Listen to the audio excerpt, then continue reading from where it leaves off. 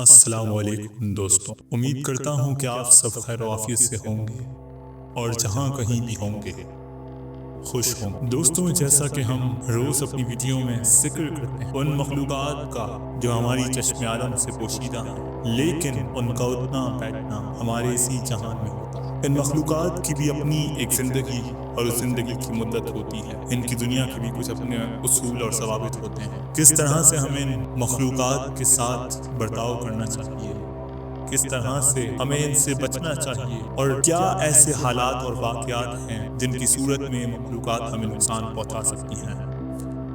روز ہم یہ تمام تر باتیں سیکھتے ہیں ان واقعات سے جو ہمارے گوش گزار ہوتے ہیں، ہمارے مختلف عزیز و اقربا، دوست احباب، معاشرے اور لوگوں سے اور تمام تر ساتھ۔ دوستو، آج کی یہ کہانی بھی ایک ایسے ویران گھر کی ہے جس میں ایک لڑکا نوکری کی تلاش میں گاؤں سے شہر آتا ہے، اور اس گھر میں 6 ماہ جنات کے ساتھ بے خبر رہنے لگ جاتا ہے۔ اور یہ لڑکا کوئی اور نہیں بلکہ میرا انتہائی ایک عزیز اور قریبی رشتہ دار ہے۔ چلے بڑھتے ہیں اس کہانی کی طرف۔ دور تک جاتی سنسان ویران سڑک اور گہرا ہوتا اندھیرا اس کی پریشانی میں اضافہ کر رہا تھا۔ ایک تو اجنبی شہر، اوپر سے جان پہچان والا بھی کوئی نہیں۔ میں پریشان نظروں سے اپنی چاروں طرف دیکھ رہا تھا۔ بس سے اترنے کے بعد مجھے سمجھ نہیں آ رہا تھا کہ میں کس طرف جاؤں۔ مجھے لگ رہا تھا کہ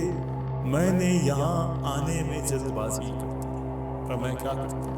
غربت نے مجھے شہر آنے پر مجبور کر دیا تھا۔ گاؤں میں کوئی ایسا کام تھا ہی نہیں جس سے میں اپنی ماں اور چھوٹے بہن بھائیوں کی کفالت کر سکتا۔ جب میں کافی چھوٹا تھا تب میرے والد وفات پا گئے تھے، اور اب میں ہی گھر کا بڑا تھا۔ ماں نے شہر آنے سے پہلے سمجھایا بھی تھا، مگر میں نے شہر آ کر نوکری کرنے کی ٹھان رکھی تھی۔ چل بیٹا، اللہ مانتے۔ میں جب یہاں آ ہی گیا تھا تو اللہ کوئی نہ کوئی سبب مہیا کر ہی دے گا۔ میں بیگ اٹھائے ہوئے ہوں میں بڑبڑاتا ہوا انجانے راستے کی طرف چلنے لگا، اور چلتے ہوئے اندھیرے کی وجہ سے اس راستے کو صحیح سے دیکھ نہیں پا رہا تھا کہ میں کس طرف جا رہا۔ چلتے چلتے میرا پاؤں کسی پتھر سے ٹکرایا اور میں منہ کے بل گر گیا۔ میں نے غور کیا تو وہ کوئی قبر تھی، اور اس وقت میرے تو بدن میں سنسنی سی دوڑ گئی۔ میں جلدی سے گھبرا کر قبریں چھاڑ کر کھڑا ہوا، اور اسی وقت میں نے دیکھا کہ میں کہیں اور نہیں بلکہ قبرستان میں کھڑا۔ میں گھبرا کر جلدی جلدی آگے بڑھنے لگا۔ چاند کی ہلکی ہلکی روشنی میں بہت دیکھ بھال کر چل رہا تھا، اور تیز تیز قدم اٹھائے جا رہا تھا تاکہ میں قبرستان کی حدود سے باہر نکل جاؤں کہ اچانک میرے پیچھے سے ایک مردانہ آواز آئی، اور میں خوف زدہ ہو کر پیچھے پلٹے بغیر تیز دوڑنے لگا۔ بھاگتے بھاگتے میں قبرستان کی حدود سے باہر نکل گیا۔ ارے بیٹا سنو تو، وہ آدمی میرے پیچھے آتے ہوئے بولا۔ ڈرو مت، میں ادھر کا ہی رہنے والا ہوں۔ وہ عمر رسیدہ سادہ آدمی تھا، اور میری آنکھ میں ڈر دیکھ کر کہنے لگا، بیٹا میں یہاں سے گزر رہا تھا کہ میری نظر تم پر پڑی۔ اس جگہ نئے معلوم ہوتے ہو؟ جی ہاں، میں گاؤں سے آیا ہوں اور نوکری کی تلاش میں ہوں، میں ذرا مطمئن ہوتے ہوئے بولا۔ لیکن میں یہاں کسی کو بھی نہیں جانتا، اور مجھے رہائش کا بھی کوئی اتا پتہ نہیں۔ بیٹا رہائش کی تم فکر نہ کرو، یہاں قریب ہی میرا گھر ہے، تم رات میرے گھر میں رہ سکتے ہو۔ اس بوڑھے شخص کی پیشکش پر میں خوشی خوشی اس کے ساتھ چلنے لگا۔ لیکن کرائے کا کیا ہوگا بابا؟ بیٹا کرائے کی فکر نہ کرو، جب تک دل چاہے رہ لینا۔ بیٹا گھر میں میں اور میری بیوی ہی ہوتے ہیں، گھر میں ہمارا اکیل پن بھی دور ہو جائے گا، اور تمہاری رہائش کا مسئلہ بھی ختم ہو جائے گا۔ اب مجھے یقین نہیں آ رہا تھا کہ اتنی جلدی میری اتنی بڑی مشکل دور ہو جائے گی۔ باتیں کرتے کرتے میں اور وہ گھر کی جانب آ کر گئے۔ گھر کافی پرانا اور خستہ حالت کا لگ رہا۔ وہ مجھے دروازہ کھول کر اندر لے گئے، اور گھر میں داخل ہوتے ہی عجیب سی ٹھنڈک کا اندیشہ ہو رہا تھا۔ اتنی گرمی میں بھی گھر کا ماحول عجیب ٹھنڈ لیے ہوئے تھا۔ بڑا سا صحن جہاں ایک بڑا سا درخت بچھا ہوا تھا، صحن کی جانب ایک چھوٹا سا باورچی خانہ تھا اور دوسری جانب چھوٹا سا ایک کمرہ تھا جہاں پلنگ اور ایک بوڑھی عورت بیٹھی دکھائی دے رہی تھی۔ صحن میں لگے نیم کے درخت پر بیٹھی کالی سیاہ بلی مجھے وحشت سے گھور رہی تھی، بلکہ نہ صرف گھور رہی تھی کہ بلی کی نظروں سے مجھے عجیب سی وحشت کا احساس ہو رہا تھا۔ صحن میں لگی سیڑھیوں کی جانب وہ بوڑھا مجھ کو لے کر بڑھا۔ سیڑھیاں اوپر کی جانب جا رہی تھیں اور میں بھی آہستہ آہستہ اس کے پیچھے چلنے لگا۔ سیڑھیوں کے تام پر ایک چھوٹا سا کمرہ تھا اور کمرے کے برابر میں ایک چھوٹا سا باتھ روم۔ بیٹا یہ تمہارا کمرہ ہے، بوڑھا آدمی کمرے کی جانب جاتے ہوئے بولا۔ اب تم آرام کرو، میں کچھ کھانے کے لیے لاتا ہوں۔ نہیں، میں بس سونا چاہتا ہوں، بہت تھک گیا ہوں۔ ٹھیک ہے بیٹا، جیسے تمہاری مرضی، صبح ملاقات ہو۔ میں سارے کمرے کا جائزہ لینے لگا۔ کمرے میں قالین بچھا ہوا تھا، کونے میں سنگل بیڈ رکھا تھا اور بیڈ کے سامنے 2 کرسیاں رکھی ہوئی تھیں۔ میں نے ایک طرف بیگ رکھ کر نہانے چلا گیا۔ نہا کر آیا تو خود کو کافی پرسکون محسوس کر رہا تھا۔ میں لیٹنے سے پہلے کمرے کا دروازہ بند کرنے کے بعد کھڑکی کے دونوں پٹ بند کرنے لگا۔ وہ کھڑکی سیڑھی کی جانب کھلتی تھی۔ اسی کمرے میں دوسری کھڑکی بھی تھی جو روڈ کی جانب کھلتی تھی۔ میں اس کھڑکی کی طرف دیکھنے لگا تو کھڑکی سے نظر آتے قبرستان کی طرف میری نظر پڑی۔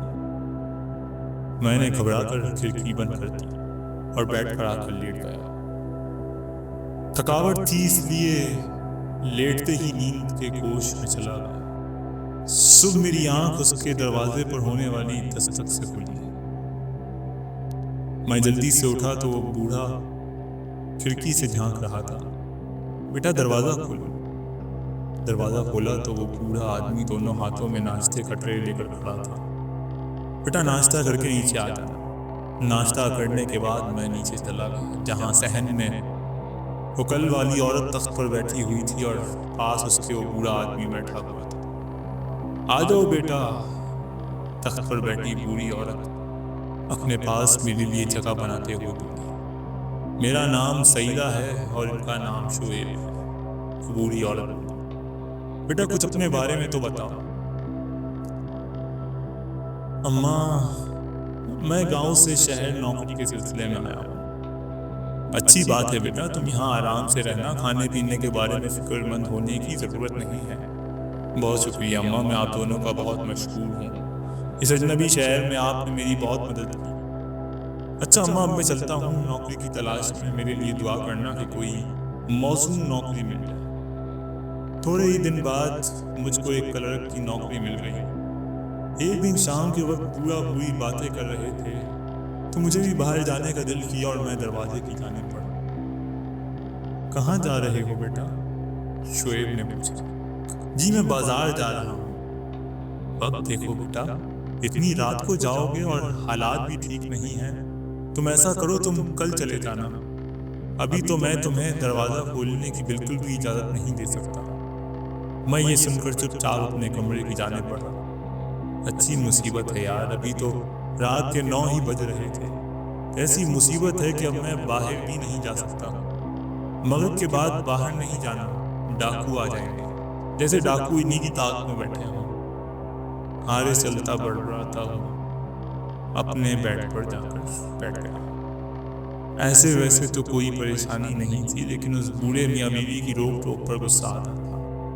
بستر پر لیٹ کر میں بیزار ہو گیا۔ قبرستان کی طرف کھلنے والی کھڑکی کی جانب بڑھا۔ کافی سنسان علاقہ تھا، آبادی بھی بہت کم تھی۔ میں نے قبرستان کی طرف دیکھا تو 2 لڑکیاں مجھے نظر آئیں جو قبرستان سے گزر رہی تھیں۔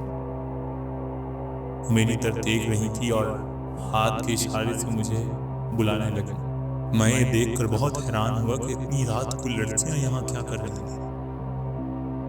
میں نے گھبراتے ہوئے کھڑکی بند کر دی اور کمرے کا دروازہ کھول کر نیچے جھانکنے لگا تو صحن میں کوئی نہیں تھا۔ میں دبے قدموں نیچے آیا اور آہستہ سے دروازے کی جانب بڑھنے لگا۔ پلٹ کر یقین دہانی کے لیے دیکھنے لگا کہ کہیں وہ بوڑھا بوڑھی تو نہیں جاگ رہے۔ ابھی میں دروازہ کھولنے ہی والا تھا کہ اچانک صحن میں لگے نیم کے درخت پر بیٹھی بلی گر آئی اور مجھ پر حملہ کر گئی۔ میں اچانک حملے پر تیار نہ تھا اور ایک دم گھبرا سا گیا۔ کالی سیاہ بلی مجھ کو گھور کر دیکھ رہی تھی۔ میں جلدی سے اٹھا اور اپنے کمرے کی جانب بھاگا تو پیچھے سے کسی نے زنانہ کہتے کی آواز لگائی اور میں بدحواس ہو گیا، جیسے اس کے ارادے ناکام بنانے پر کوئی ہنس رہا ہو۔ میں دروازہ بند کر کے سانس لینے لگا اور بہت خوف محسوس کرنے لگا۔ ساری رات جاگ کر کٹی، کہیں فجر کے وقت جا کر میری آنکھ لگی۔ دوسرے روز جب میں آفس سے آ رہا تھا تو گھر آتے ہوئے مجھے پیچھے سے آتی ہوئی زنانہ آواز پر الٹ کر دیکھا۔ کیسے ہیں؟ پیچھے وہی دو لڑکیاں تھیں جنہیں میں نے رات کھڑکی سے دیکھا۔ ہم نے تو آپ کو ہاتھ ہلایا تھا، لیکن آپ نے تو ایسے کھڑکی بند کر دی جیسے ہاتھ نہ ہلایا ہو کوئی گولی ماری ہو۔ وہ لڑکی شوق سے مسکراتے ہوئے بولی۔ اب میری اکثر آتے جاتے ان لڑکیوں سے ملاقات ہو جاتی۔ جس وقت میں آفس سے آتا تھا وہ لڑکیاں بھی اسی وقت اکیڈمی سے پڑھ کر آتی تھیں۔ مجھے وہ شوق چنچل آئمہ اچھی لگنے لگی تھی۔ اب میں اور وہ ایک دوسرے کے قریب ہی آ گئے تھے۔ وہ اب گھر کی طرف سے بھی مطمئن تھا۔ پابندی سے اپنے گاؤں پیسے بھیجتا تھا۔ میں گاؤں میں سب میری نوکری سے خوش تھے کیونکہ گھر کے حالات اب بہتر ہونے لگے تھے۔ ایک دن اس نے مجھے رات کو ملنے کی فرمائش کی۔ تم میرے مالک مکان کو نہیں جانتی؟ شام کے بعد وہ مجھے گھر سے نکلنے نہیں دیتے اور میری چوکیداری کے لیے وہاں ایک بلی بھی موجود ہے جو میری طاق میں رہتی ہے۔ میں اسے بلی والا واقعہ سنا ہی رہا تھا کہ اس کے ساتھ کھڑی اس کی سہیلی زور سے ہنسی۔ اس کے ہنسنے پر وہ منہ بنانے لگی۔ خیر، اس بات پر حامی بھرتے ہوئے میں گھر چلا گیا، اور رات جب شعیب انکل کھانا لے کر اوپر آئے تو میں سونے کی ایکٹنگ کرنے لگا۔ کچھ دیر بعد جب وہ نیچے صحن میں جھانک کر نیچے دیکھنے لگا کہ کوئی ہے تو نہیں، اور اطمینان سے میں نیچے چلا آیا۔ وہ دونوں میاں بیوی کمرے میں سونے کے لیے جا چکے تھے۔ میں نے صحن میں لگے درخت کی جانب پلٹ کر دیکھا تو وہاں بلی بھی موجود نہیں۔ سکھ کا سانس لیتے ہوئے دروازہ کھولا اور باہر چلا آیا جہاں وہ میرا انتظار کر رہی تھی۔ تمہاری سہیلی نہیں آئی؟ میں نے اس کی سہیلی کو اس کے ساتھ نہ پا کر اس سے پوچھا۔ نہیں، وہ بول رہی تھی کہ میں کباب میں ہڈی بن کر کیا کروں گی، تم جاؤ۔ اس نے شرارت سے آنکھ مار کر بولا۔ اس کی بات پر میں ہنس کر دیکھنے لگا کیونکہ وہ بہت حسین تھی۔ چلو آؤ پارک میں چلتے ہیں۔ میں اسے سامنے قبرستان میں بنے پارک میں لے آیا۔ اتنی رات میں لیکن میں قبرستان میں جاتے ہوئے ڈر رہا تھا۔ وہ مجھ سے کہنے لگی، ڈرو مت، اس قبرستان کے بعد پارک ہی ہے۔ میں اس کے ساتھ پارک میں چلا آیا، اسے اپنے بارے میں بتانے لگا اور وہ بھی مجھے اپنے بارے میں بتانے لگی کہ وہ دونوں سہیلیاں ہیں اور دوسرے شہر سے تعلیم کی غرض سے یہاں آئی ہیں۔ باتوں باتوں میں وقت کا پتہ نہیں چلا اور میں نے گھڑی میں ٹائم دیکھا تو رات کے 2 بج رہے تھے۔ اف، اتنی دیر ہو چکی ہے۔ میں گھبرا کر بولا، ہاں چلو۔ میری سہیلی بھی میرا انتظار کر رہی ہوگی، وہ بھی میرے ساتھ کھڑی ہو گئی۔ ہم دونوں باتیں کرتے کرتے پارک سے نکل آئے۔ قبرستان میں کھڑا کوڑکن میری طرف دیکھنے لگا، اس کی آنکھوں میں عجیب سا کچھ خوف دیکھا۔ میں نے اس لڑکی کو خدا حافظ کہا اور گھر آ گیا۔ گھر میں داخل ہوتے ہی میری نظر درخت پر بیٹھی بلی پر پڑی اور بلی مجھے گھور رہی تھی۔ آ گئے تم؟ منع بھی کیا تھا، اتنی رات باہر گھر سے رہنا ٹھیک نہیں ہے، پر تم ہو کہ سنتے ہی نہیں ہو۔ اف اماں، آپ جاگ رہی ہیں ابھی تک؟ پریشان ہو کر سر پکڑ کر میں کھڑا ہو گیا۔ چلو اب آ گئے ہو تو کھانا کھا لو۔ تم نے رات کھانا بھی نہیں کھایا تھا، تخت پر کھانا رکھا ہے۔ میں نے تمہارے لیے باورچی خانے سے سیدہ اماں کی آواز آ رہی تھی۔ میں شرمندہ ہوتے ہوئے تخت پر پڑے کھانے کی طرف بڑھ گیا اور وہیں بیٹھ کر کھانا کھانے لگا۔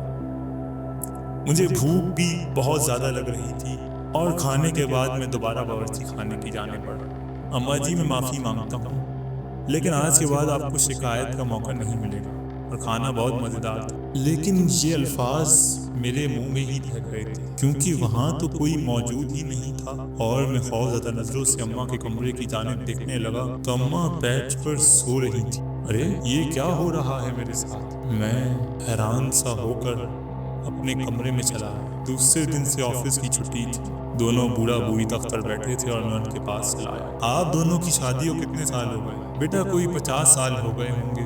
जब मैं भी आकर इस घर में आई थी, औलाद के लिए बड़ी दुआएं मांगी, मगर औलाद नहीं हुई। बेटा मेरी तो बस यही बच्चियां हैं। वो दरख्त पर बैठी बिल्लियों की जानिब देखते हुए बोली, अम्मा आपको बिल्लियां बहुत पसंद हैं क्या? हाँ बेटा, वो मुख्तसर सा जवाब देकर खामोश हो गई। मैं दरख्त पर बैठी बिल्लियों की तरफ देखने लगा और उनमें से एक बिल्ली की आंखों में अजीब सी चमक थी और मैं देखते हुए चौंक कर रह गया। तुम्हारे अंकल को बोला था मैंने कि दूसरी शादी कर लो औलाद के लिए, लेकिन माने ही नहीं। आपसे मोहब्बत करते होंगे ना? मैंने बोला। सईदा अम्मा मुंह पर दुपट्टा लेकर हंसने लगी। पता लैला मजनू वाली मोहब्बत मशहूर थी हमारी। अम्मा जी ये इलाका इतना सुनसान क्यों है? बेटा ये इलाका शुरू से ही सुनसान है, आबादी यहाँ बिल्कुल भी नहीं है। मैं खामोश होकर रह गया। देर रात को मेरी आंख अचानक से खुली तो नीचे सहन से आती बातों की आवाज पर मैं हैरान हुआ कि इस वक्त नीचे कौन है। मैंने आहिस्ता से कमरे का दरवाजा खोलकर नीचे झांकने लगा तो सहन में जैसे शादी का समा नजर आया। पूरा सहन औरतों से भरा हुआ था जो जर्द बर्द लिबास पहने हुए थी। मैंने गौर किया तो तख्त पर एक लड़की दुल्हन नुमा मुंह में नजर आई और उसके इर्द गिर्द काफी लड़कियां तैयार हुई बैठी थी। खाने की लजीज खुशबू सारे घर में फैली हुई थी। एक तरफ खाने की देग रखी हुई थी। सीढ़ियों पर खड़ा मैं ये सब हैरानगी से देखता हुआ नीचे आया। बेटा ये हमारे पड़ोस की बच्ची है, इसकी शादी है। तुम्हारी आंटी सईदा ने बोला था कि बच्ची की रुखसती हमारे घर से ही होगी, क्योंकि बचपन से ही ये बच्ची हमारे घर आती जाती है। अंकल की बात पर मैं बूढ़ी अम्मा की जानिब देखने लगा जो शादी के हर काम में आगे आती थी। खाना लगा तो मैं भी खाना खाने बैठ गया। इतना लजीज खाना था कि अब मुझको नींद आने लगी थी। दूसरे दिन ऑफिस भी जाना था तो मैं सोने के लिए ऊपर अपने कमरे में चला गया। मुझे ऐसा लगा कि मेरे पीछे पीछे कोई आया है। मैंने 3 बार चौकन्ना होकर अपने इर्द गिर्द भी देखा मगर कोई नहीं था। गुलाब की तेज खुशबू मुझे महसूस हो रही थी। मैं जो बिस्तर पर लेटा हुआ था कि घबरा कर उठ गया। जनाना कहका मेरी समातों से टकराया। कौन है? कौन है? मैंने डरते हुए पूछा और मैं खौफ अपने चारों तरफ देखने लगा मगर वहाँ कोई न था। पूरी रात मुझे लगा कि कोई जनाना हाथ मेरे जिस्म पर अपना हाथ फेरता रहा। फजर के वक्त तक यही सब होता रहा। ऑफिस में भी आज मुझसे काम नहीं हो रहा था क्योंकि रात भर मैं सो नहीं सका था। शाम वापसी पर घर आते हुए मेरी नजर उस लड़की पर पड़ी। मुझको देखते ही हंसने लगी और मेरी उसको देखकर सारी तकलीफ दूर हुई। थोड़ी देर मेरे साथ पार्क में बैठकर बातें करने लगी। यार तुम्हें पता है कल मेरे मालिक मकान के घर में उसकी पड़ोसन की शादी थी। दुल्हन वाली लड़की को देखकर मुझे ख्याल आया कि एक दिन तुम भी मेरी दुल्हन बनोगी। काश। वो लड़की धीरे से बोली। क्या मतलब?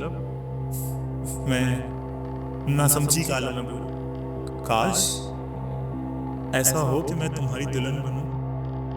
हिम्मत करो, तुम्हारी शादी से मुझसे ही होगी। मैं कुछ दिनों तक गांव जाऊंगा, तुम्हारी और अपनी शादी की बात करूंगा। मुझसे कहने लगी, क्या सच में तुम मुझसे शादी करोगे? मैंने कहा, हाँ, मैं वादा करता हूँ कि मैं तुमसे ही शादी करूंगा। घर आकर मैंने सामान पैक करने लगा क्योंकि परसों मैं गांव जा रहा था। आज रात भी उस लड़की ने मुझसे मुलाकात करने का कहा था और मैं रात को मुलाकात के बाद पार्क से वापसी पर घर वापस जब आ रहा था तो मेरे पाँव से पत्थर टकराया और मैं धम से नीचे गिर गया। मैंने जल्दी से मोबाइल की तार जलाई ताकि रास्ता देख सकूं। मोबाइल की रोशनी सीधी जाकर कब्र पर पड़ी और मेरी आंखों के आगे अंधेरा छा गया और कब्र की तख्ती पर लिखा था शोएब खान। मुश्किल खड़ा हुआ तो उस कब्र के बराबर में एक और कब्र नजर आई जिस पर लिखा था सईदा शोएब। तो मुझको लग रहा था कि अब मैं बेहोश होकर रह जाऊंगा। भाई क्या हो गया? पीछे से गोरखन की आवाज आई। ये कब्र किसकी है? मैंने टूटे फूटे अल्फाज मुंह से निकाल कर उससे पूछा। हाँ भाई, ये दोनों मियाँ बीवी थे, सामने वाले घर में रहते थे। गोरखन ने उस घर की तरफ इशारा किया जहाँ मैं रह रहा था। 8 से 5 साल पहले शोएब साहब के घर में डाकू घुस गए थे और बेरहमी से डाकुओं ने शोएब और उसकी बीवी सईदा को कत्ल कर दिया था। भाईजान आप ख्याल रखा करें, हालात वैसे ही बहुत खराब हैं, यहाँ डाकुओं का बसेरा। मुझको बेसाख्ता सईदा अम्मा के अल्फाज याद आ गए। इतना डरे हुए क्यों हो भाई? क्या हुआ?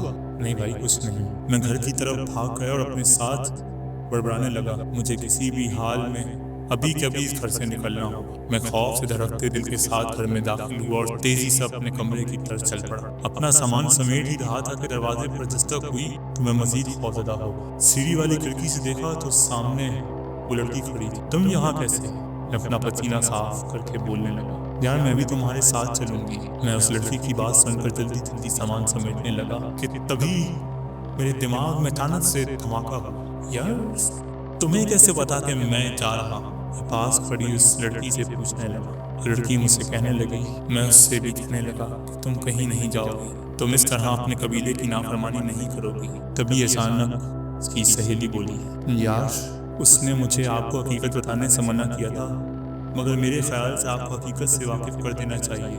اس لڑکی کے باوجود اس کی سہیلی بتانے لگی، ہمارا تعلق جنات کے قبیلے سے ہے اور باہر صحن میں لگے درخت پر ہم بہت عرصے سے اپنے آباء و اجداد کے ساتھ رہ رہے ہیں۔ جو بلیاں آپ کو دکھائی دیتی ہیں وہ دراصل ہم ہی ہیں۔ پہلے دن جب آپ نے اس گھر میں قدم رکھا تھا تو پہلی ہی نظر میں یہ آپ کی دیوانی ہو گئی تھی۔ میں نے تو اس کو بہت روکا کہ اگر وہ آپ کے ساتھ جائے گی تو ہمارے قبیلے کے بڑے اس کو مار ہی دیں گے اور ساتھ میں آپ کی جان کو بھی خطرہ ہے۔ سعیدہ آنٹی جب یہاں بھی آ کر رہتی تھی تو انہیں ہماری موجودگی کا پتہ چل چکا تھا۔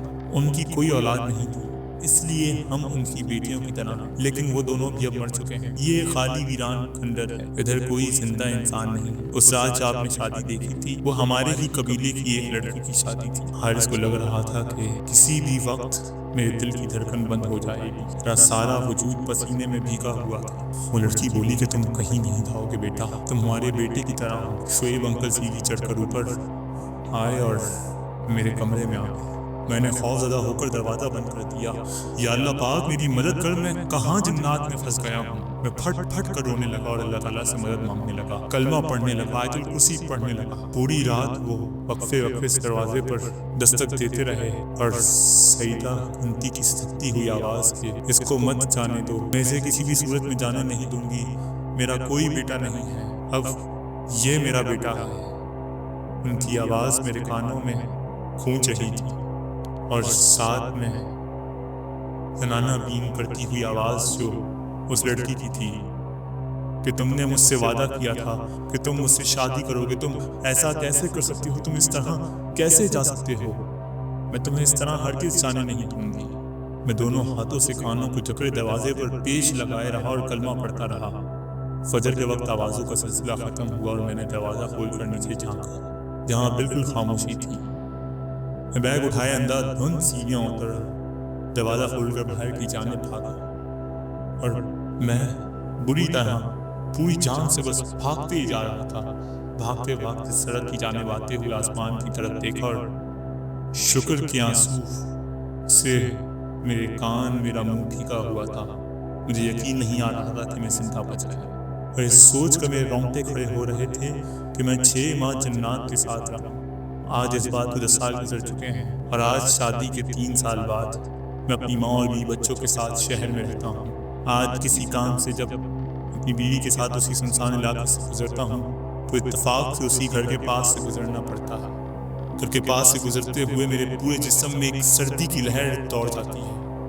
آج بھی وہ گھر ویسے ہی ویران پڑا اور میری نگاہ بے اختیار اس کمرے کی کھڑکی کی جانب ٹکتی رہتی ہے جہاں 6 ماہ قیام کیا تھا، مگر وہاں کے منظر نے مجھے دہشت سے خوفزدہ کر دیا اور لڑکی کھڑکی میں کھڑی مسکراتے ہوئے ہاتھ ہلائی دیکھتی ہے۔ میں خوفزدہ ہو کر اپنی نگاہ نیچے کر لیتا ہوں اور کلمہ پڑھتے ہوئے گاڑی کی رفتار تیز کر دیتا ہوں اور اس علاقے سے باہر نکل جاتا ہوں۔ دوستو اس کہانی میں بالکل حقیقت ہے اور یہ کہانی بالکل سچی ہے۔ دیکھیں آج ہمیں ایک نئی حقیقت سننے کو ملی اور ایک نئے زاویے سے جنات کی حقیقت سامنے آئی کہ یہ مخلوق محبت کرنا بھی جانتی ہے، جنہوں نے 6 مہینے تک حارث کو کسی قسم کا نقصان نہیں پہنچایا اور اسے کسی قسم کی کوئی تکلیف نہیں دی۔